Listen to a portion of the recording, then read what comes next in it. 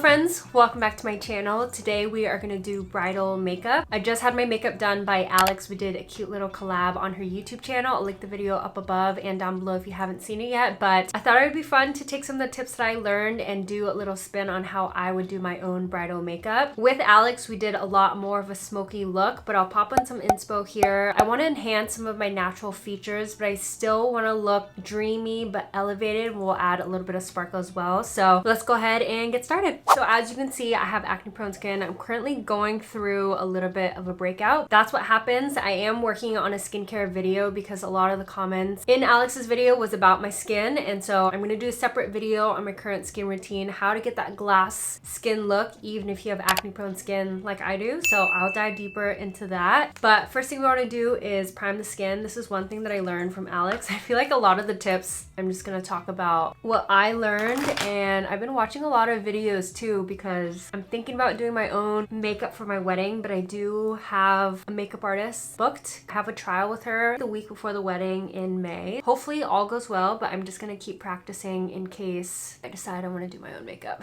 Another makeup artist I really like is Hindash. I feel like the way that he does eyes is always so pretty, and I want to play into more of a pinkier nude look. So I have this Patrick Ta palette, and I think some of the pinky colors could be really pretty and perfect for weddings. While the skin primer is kind of setting, I'm gonna go in with this Milk Makeup eye primer, and I don't typically use eye primers in my day-to-day life, but I want to practice doing a routine that's really gonna last all day. We're now less than 3 months away from the wedding, which is so crazy. While I'm getting ready, I thought it'd be fun to talk about the process of wedding planning, things that I've learned during this whole process of wedding planning. Also, if you are a newly engaged couple, kind of like what the ideal timeline for everything is based on our experience. So Brand and I probably started planning our wedding a year and a half ago. We actually first started looking at wedding venues, and then we from there found a wedding planner that we really like. And what I wish I knew is, especially in Italy, the wedding planners don't really start planning until 6 months out. So in the last couple of months, we've really started picking up on the calls, and all the quotes from all the vendors have started to come in. We've started to book a lot of them and put in deposits. If you're looking to plan a wedding, I would definitely give yourself at least 6 months. I definitely want to start looking to that a little bit sooner than later, but a lot of the vendors don't even accept bookings until a year out. I'm also trying some new products here. I wanted to try this Fenty eye stick, and it's a little bit hard to work with and blend. Okay, I'm gonna pick up this cream from the Patrick Ta palette and patting some of the back of my hand. So Brand and I have been to only 2 weddings together while we are in this planning process. One thing I would highly recommend doing is, as a guest of a wedding, take notes of things that you noticed, things that you liked and didn't like, because all of that is very useful when it comes to planning your own wedding. Brand and I had to make decisions about what type of music we wanted, if we wanted to have live music or just a DJ, and there's so many different decisions that all add up a ton. We've had to really prioritize and figure out like what we want to allocate a majority of our budget to. Whatever you think your budget for your wedding is, add 20% to that, because there's little costs that end up adding up. I feel like there's a lot of costs near the end of wedding planning as the date gets closer and closer. We've definitely already gone a little bit over our wedding budget. Brand and I planned an engagement party in Seattle, and when we were looking at venues for the engagement party, a lot of the quotes that we got from the venues were so expensive. Like, I'm talking about for an engagement party of around 50 people, 50 to 100 people, we are getting quotes in 20,000 up to like 40,000 just for the venue, and that doesn't include food, DJ, drinks, anything like that. So if you're wanting to get married in a major city, I feel like the prices are just upwards from there, depending on how much bigger your wedding is, what type of like florals and add-ons you want to do. It can get very, very expensive. I feel like doing a destination wedding, you definitely get a little bit more bang for your buck, but there's obviously different costs that come to that. A lot of the guests that are coming to our wedding, the plane tickets that they're having to buy is usually a little bit more than if they were staying within the States. Brandon and I are also paying for our wedding ourselves. From the very beginning, Brandon and I have always talked about doing a smaller wedding. We wanted to plan our wedding ourselves, and we didn't really want to have our parents' opinion on anything, and I feel like it's very complicated once you have the parents pitching in. They're entitled to having their own opinion and whoever they want to invite for the guests, so I feel like you lose a lot of that control. Brandon and I really took our time with with being engaged and taking time to plan our wedding and also saving up, because we knew that we wanted to do this ourselves and not really have to cater to either of our families very selfishly. Okay, eyes are done. I'm actually really happy with the way that it looks. It's very soft. I might go in and add a little bit more sparkle, but I'm gonna go in with this mascara combo. This is like my tried and true. So I always go in with a waterproof mascara, and this is really gonna help hold that curl all day. I was gonna go in with individual lashes today, but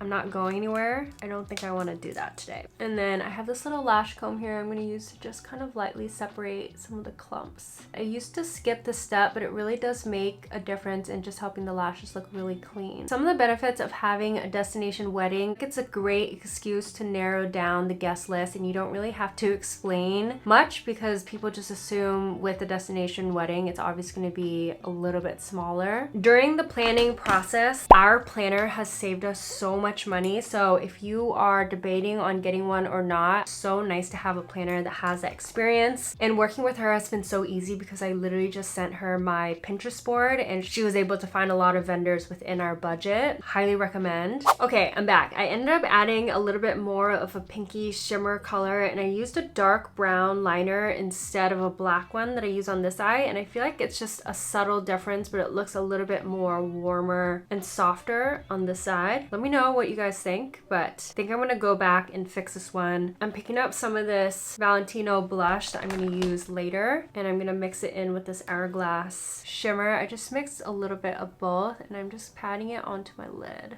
Okay, that looks pretty pinky. I definitely need to play around with some of the shimmer colors. I'm gonna use a little bit more, and then I'm gonna go over this liner with the One Size brown liquid liner. I really like this so far. Next, I'm gonna use this makeup wipe, and I'm just gonna help clean up this eyeshadow a little bit more, and then going in with a fluffy brush just to help diffuse that line so it's not so harsh. For foundation, you know I love the Giorgio Armani Luminous Silk, but I've been really enjoying this House Lab Skin Tech foundation. I'm just gonna do half pump on the back of my hand. One thing I learned from Alex doing my makeup is less is more, especially if you're using more of a full coverage foundation. You don't need to use a full pump. I still think I'm gonna use the Luminous Silk foundation for the wedding day just because it has such a beautiful finish, but this foundation is a little bit more mattifying, and since I have oily skin, I feel like this might last a little bit longer. For concealer, I'm gonna go in with this Fenty Wear Even concealer. I've been really enjoying these, and then with a brush, we're just gonna lightly blend everything out. I also did an engagement party back in October. The cost of that event alone was probably not worth the amount that we paid. It was literally like the cost of a small wedding. So I wanted to throw a nice little party just to include everyone, but looking back, I probably would not have done that again, and especially with Brandon and I getting our first house together this year, we could have used that money, but that's okay. Lesson learned. For my wedding, I'm also only doing 2 bridesmaids, and that's gonna be Brandon, my fiance's sister, and my sister. With that, we decided to cut costs by not having a bridal shower. I just feel like sometimes the wedding events are a little excessive, and if you're wanting to spend a little bit more money on the wedding, I think that is something that you could totally do. The skin is looking phenomenal, but I want to take it back a step.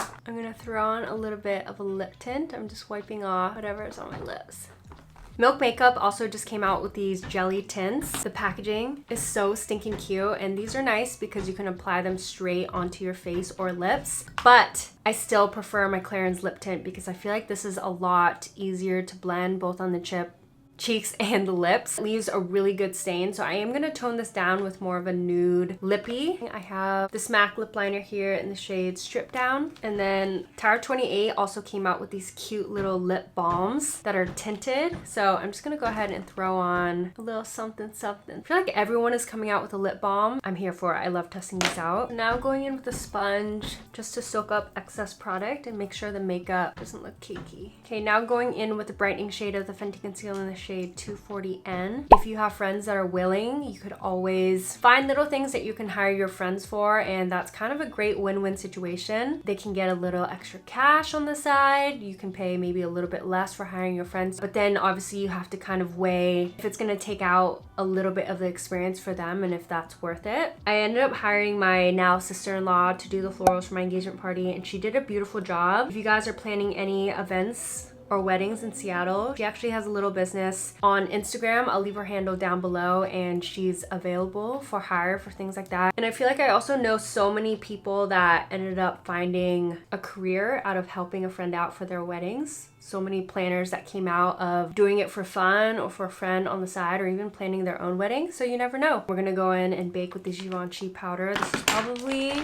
one of my favorite powders of all time and what I'm gonna use for the wedding. So first what I do is kind of pack this initially in the under eye area with a little makeup poof. I also have some from Amazon that I'll link down below that I really like. And this is just gonna help set the concealer, and it also helps to make it look super airbrushed and brightened, which I love. And now what I normally do is I'll take up a lot on the side of the sponge and just use it to bake the side of my nose, and this is just gonna give a really slimming effect. Baking any other areas where I get really oily. I also love Makeup by Spencer. He does such a beautiful job of making the makeup look so airbrushed and like perfect, and especially for wedding day, you want something that is gonna photograph really well. And you can see already like how smooth my under eyes look. So for those of you that are newly engaged, some of the tips that I would recommend is, first thing you need to do is find out where you want to have your wedding. Do you want to have a destination, something local? Are you a tropical girly? For me, I knew I wanted something just really scenic and pretty, and we're having our wedding in Lake Como because we get the mountain view, we have a beautiful lake view, but also we're gonna have amazing Italian food and wine, which I love. There's so many venues in Seattle that were gorgeous, but obviously is a little bit more lush and green. But decide what kind of vibe you like, go on Pinterest and build a board, and that helped me so much from the beginning. But I'm gonna go ahead and brush off any powder that was just kind of in the cheek area, but I still want the nose area to stay baking. Okay, I'm gonna pick up some of this Hoola bronzer. I think a big mistake that I made when I first started doing a lot of my earlier bridal makeup trials is I feel like I used to use bronzers that were a little bit too warm, and especially what I've learned from watching all of the bridal makeup tutorials from Alex doing my makeup is that a cool tone bronzer is really gonna mimic like a shadow, which is what you want when you are contouring. For my wedding, I think I'm gonna have my hair in an updo. Hopefully my skin is cooperating with me. I feel like I need to also start picking up getting regular facials leading up to the wedding. I also started seeing a personal trainer, and him and I are starting to have some really intense workouts just so that we could get that leanness that I really like. And I literally just showed him a picture of my dress, and he gave me a little workout that will help enhance the bod. This Valentino blush is very vibrant and cute. A pop like this would look really pretty, but I don't know, I feel like maybe I'll experiment with more warm coral colors just in case. I do really like the look of this, but I definitely need to play. Going in with an angled brush, I'm gonna lightly contour my nose. What I do is I just kind of tap down the sides, kind of where I laid those lines down, more of a pinched look. The line is very narrow, but that's gonna give you the effect of a really slim nose. And I only bring this line like